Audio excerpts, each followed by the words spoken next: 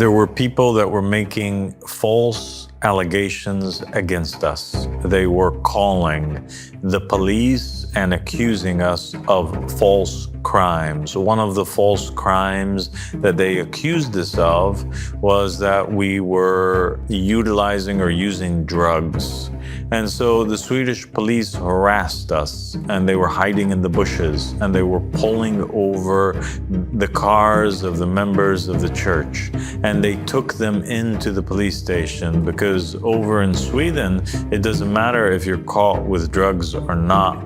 Even if there's no drug smell, anything like this, if they just suspect or they get a tip that you were involved in drugs, they're allowed to take you to the police station and force a urine test or force a blood test. And so that's exactly what they did.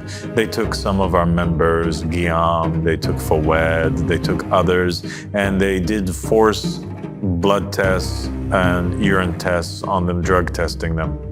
And in the end, the results were that they were completely free. They didn't have any drugs in their system, because we don't do drugs. We abide by the laws of the land that we are in. This was my command to the members. We don't break the laws of the land and give our dawah a bad reputation. We abide by the laws of the lands that are gracious enough to host us within them.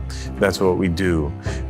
When in Rome, do as the Romans do, right? That's what we did. And so there was no drug convictions that were made. They also were, I guess they raided the property for some reason, and we considered it to be basically religious discrimination and harassment because of the frequency of how often it would take place. And they came in with like 20 police vehicles, and they came in with, people with guns and whatnot. And they searched the entire property, and they didn't find anything there that was illegal.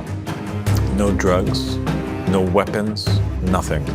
And so I came out with a speech speaking out against them because they had spoken out against us in a fake news article and in an interview where there was some police officer that was saying that this cult was operating and we don't want a cult in our backyard.